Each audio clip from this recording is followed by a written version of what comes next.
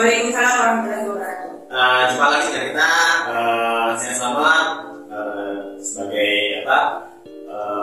dari Korps Makassar akan membedah buku ataupun review buku dari influence book. Jadi buku yang mengisahkan tentang gimana caranya kita menjadi influence atau mempengaruhi orang.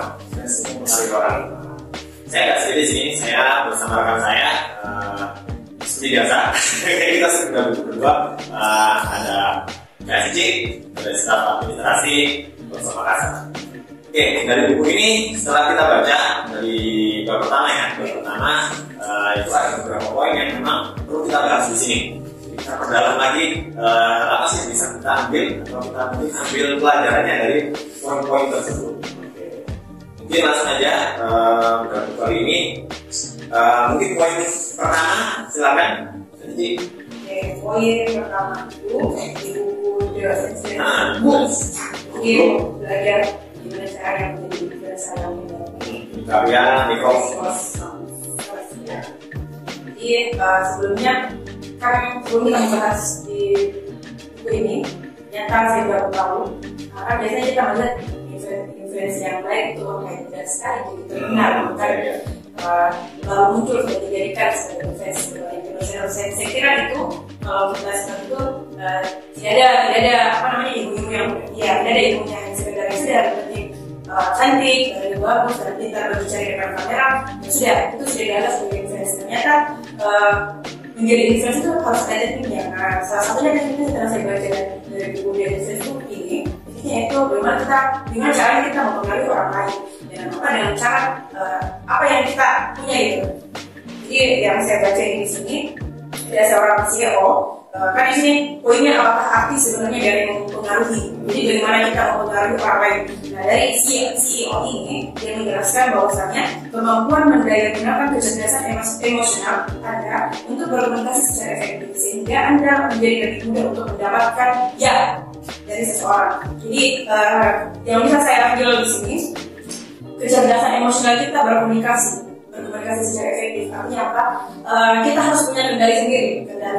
Bukan hanya sekedar berbicara saja di depan kamera, bla bla bla bla dan sebagainya. Ternyata kita harus punya kendali berkomunikasi yang efektif. Agar apa yang kita sampaikan kepada audiens atau penonton kita tersampaikan. Maksud kayak contoh saya endorse kosmetik, gitu kan? Sebenarnya kosmetiknya saya tidak pakai. Tapi karena saya harus mempengaruhi orang ini untuk memakai produk yang saya iklankan ini, pada sebenarnya saya tidak pakai, tapi karena saya sudah terlalu dibayar juga. Nah, saya bagaimana caranya kendalikan customer ini, para penonton ini untuk bisa ikuti apa yang saya pakai itu. Seolah saya pakai, karena sebenarnya tidak. Jadi kita harus punya kemampuan berkomunikasi yang baik, yang efektif dan emosional kita gitu. Bukan hanya sekedar hai gini. Ternyata kita harus punya emosional yang terkendali. Ya. Jadi belajar komunikasi juga sebenarnya kan. Ya sih. Kalau dari tadi yang dibahas ya, itu berdasarkan emosi. Terus itu tujuannya itu gimana ya? Membuat orang berkata iya. Nah, jadi kalau untuk beberapa buku yang pernah saya baca itu gimana caranya komunikasi persuasif. Komunikasi secara persuasif itu mempengaruhi sampai bisa misalnya mengajak orang persuasif mengajak orang. Jadi ini sangat berhubungan dengan dunia sales. Tempat kita jualan sangat berhubungan karena kita itu pasti komunikasi kita dengan customer itu gimana caranya customer beli dari kita. Gimana caranya customer itu benar-benar borong barang-barang kita gitu kan. Ternyata ada beberapa hal yang memang perlu diperhatikan. Tapi ada kecerdasan emosi yang karena dibahas di awal itu gimana caranya mempengaruhi orang. Kita harus mengatur kecerdasan emosi apa sih? Perasaan kita ya. Perasaan kita mulai mengatur mungkin gimmick atau mungkin seolah-olah seolah-olah kita benar-benar antusias ya kan. Jadi ini sangat berhubungan. Jadi seperti ini, kalau kita menghadapi customer otomatis pasti tujuan kita gimana caranya customer kita tahu itu pasti jawab iya. Itu ada beberapa teknik yang memang kita bisa lakukan. Mulai kita harus lebih percaya diri kan. Terus kita bisa kalau bisa kita udah mengendalikan orang lawan bicara kita, customer kita. Ini seperti halnya saya pernah baca buku juga gimana caranya mencari kawan ya. Ada yaitu ada hal-hal yang mirip. Jadi Jadi di buku itu sudah dibahas memang gimana caranya kita mempengaruhi orang. Nah, di sini ini lebih ke arah mempengaruhinya saja. Kalau untuk yang mencari kawan itu agak lebih banyak, agak apa ya, agak lebih global gitu kan. Nah, kalau ini udah caranya mempengaruhi orang aja. Oke. Di sini juga kapan sih seharusnya Anda mempengaruhi orang gitu kan? Nah, itu juga saya baca buku ini. Kapan saatnya kita bisa mempengaruhi orang? Karena kita baru kenalan sudah ingin langsung ya.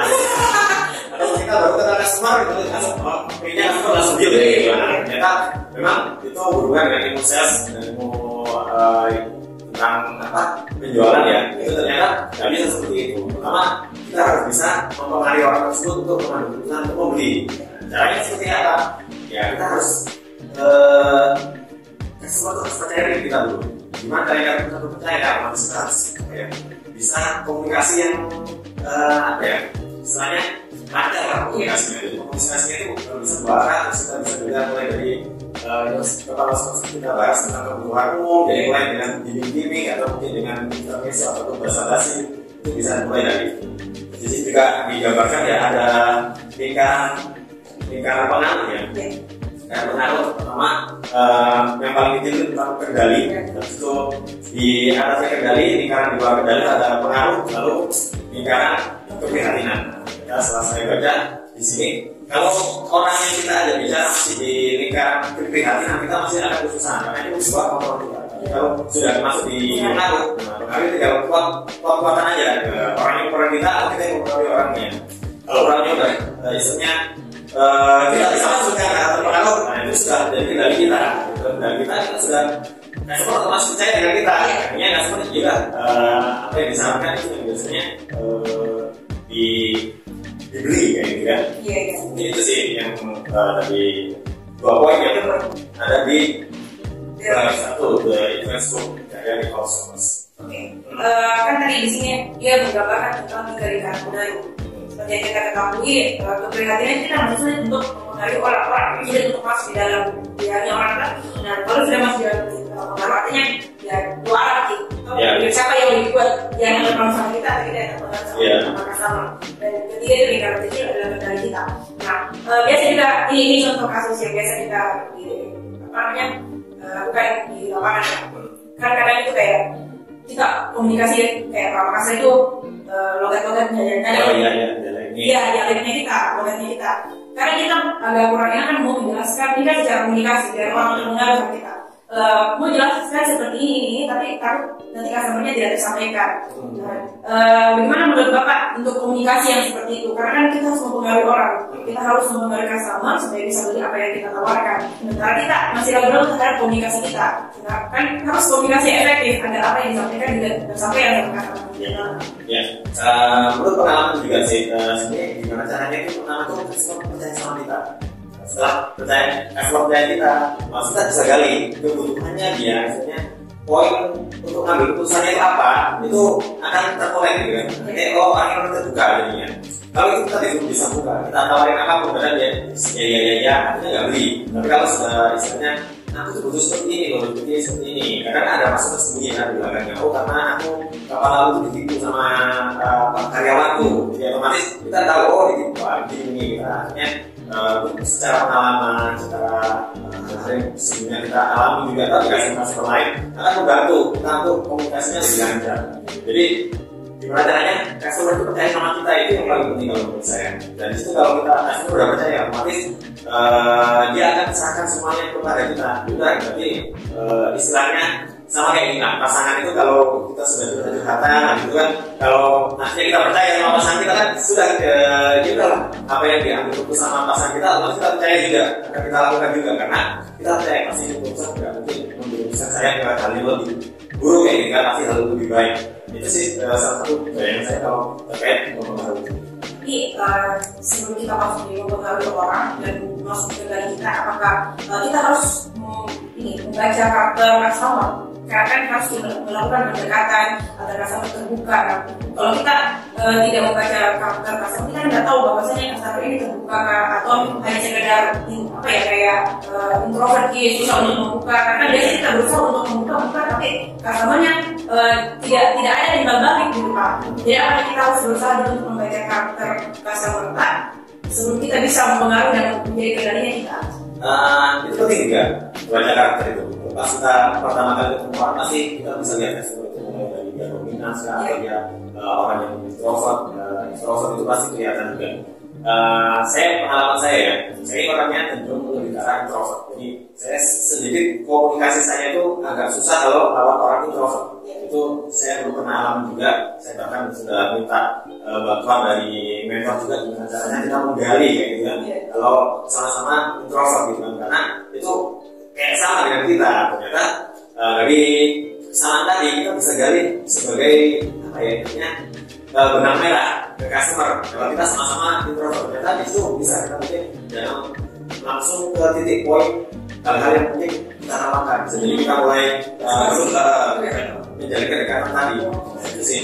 Memang lebih mudah kalau customer itu contohnya saya introvert ini saya menghadapi customer dominan itu saya lebih mudah. Karena customer dominan itu kan yang penting kita puji, terus yang penting dengan dibantah apa katanya, insya Allah dia iya, artinya kita bisa mendengarkan dia. Kalau yang introvert biasanya dia akan lebih apa ya banyak berpikir karena dia lebih sedikit tertutup kan.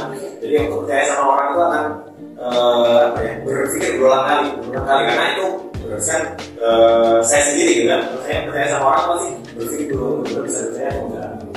Jadi itu sih yang terjadi sebelumnya dan pengalaman saya. Nah, saya bertanya lagi Pak, kan ini influencer, artinya yang kayak artis-artis di sosial media, setahu saya ya kan. Nah, apa bedanya kan kalau kita sebagai saya sudah jelas kan di toko menjual dan customer, sementara influencer ini kan dia harus ini di depan kamera dia tidak umum, cuman yang sekedar jelaskan bla bla bla. Dari di budayanya kan yang mana, apa jadi di budayanya untuk menjadi influence atau ya di toko ketemu sesama customer gitu. Itu tergantung kepribadian ya kalau saya bilang. Tergantung juga kondisi. Biasanya bisa jadi orang introvert itu jadi extrovert karena sebuah kondisi. Kalau dia berbutuh sekali, dia harus berubah karakter. Sebenarnya dia dari pendiam terus benar-benar terbuka di situ, dia pintar bicara. Itu memang tergantung motivasinya atau mungkin ambisinya dia untuk bisa kayak gitu. Pengalamannya sih kalau saya lihat juga kalau di dunia influencer itu cara untuk menarik influence ya, bisa mempengaruhi orang itu. Pertama kita harus buat brand awareness kita. Brand kita itu apa ya? Ciri khas. Lalu hal apa yang misalnya bisa membuat audiens kita itu ingat terus emosi, gitu. Emosinya itu keluar kalau tahu kita gitu kan. Mungkin banyak lah, misalnya kan banyak influencer juga yang di lokal sini kan kita harus tahu cirinya itu seperti apa, terus hal apa sih yang membuat dia itu disukai orang, artinya ini masing-masing. Ini salah satu seperti itu kan ada yang Sas ya, Sas kan dia punya ciri khas sendiri kan, orangnya itu selalu marah gitu kan kalau bikin konten itu, jadi dia punya ciri khas sendiri yang biasanya membuat orang itu mungkin tertawa atau mungkin penasaran atau mungkin misalnya kenapa sih ikutan marah gitu kan, jadi dia memang mengeluarkan emosi dari orang, artinya orang penasaran akhirnya ngikuti lihat terus apa sih kontennya dia, apa sih kontennya dia. Nah, dari situ sih itu mungkin yang membuat influencer itu ini sih punya banyak pengikut, punya ada ciri khas ini. Jadi itu yang berbeda antara kayak penjual jasa kayak observing itu sama seorang influence. Jadi seorang influence itu harus memiliki ciri khas sendiri. Jadi biar gampang diingat, biar gampang ditahu apa produknya. Karena kan biasa kayak yang biasa lewat di TikTok itu cuma biar dia bisa diingat, kontennya berisi kayak memamerkan apa yang dia punya gitu. Karena kalau dilihat dari dia sedang menjual produk kecantikan gitu. Tapi kenapa yang dipertontonkan itu bukan kekayaannya? Jadi saya juga pelajari bahwasanya ini adalah salah satu trik marketingnya mereka, biar mereka dinonton terus. Ternyata jual kosmetik itu bisa jadi kaya, padahal ya tidak seperti itu juga sebenarnya. Jadi dari sini pun juga sudah trik untuk menjadi influencer juga. kita baca buku ini kita sebenarnya sudah tahu sebelum dari konten-konten orang, tapi ternyata ya kita tidak ketahui bahwasanya untuk menjadi seorang influencer itu ada ilmunya, tidak hanya sekedar menjadi influencer saja, banyak pengikut, vendor dan lain sebagainya, ternyata harus ada ilmunya gitu banyak. Ya, gitu sih. Oke, mungkin itu ya untuk di bab 1 ini yang bisa kita bahas. Mungkin nanti akan dilanjutkan ke bab berikutnya di kemudian hari. Terima kasih waktunya rekan-rekan yang sudah menyempatkan waktu untuk menonton ya, memberikan semangat pada kita juga membuat buku ini. Jadi semoga ini bermanfaat bagi rekan-rekan semuanya, bermanfaat juga bagi saya pribadi. Juga. Jadi itu. Jadi wassalamualaikum warahmatullahi wabarakatuh.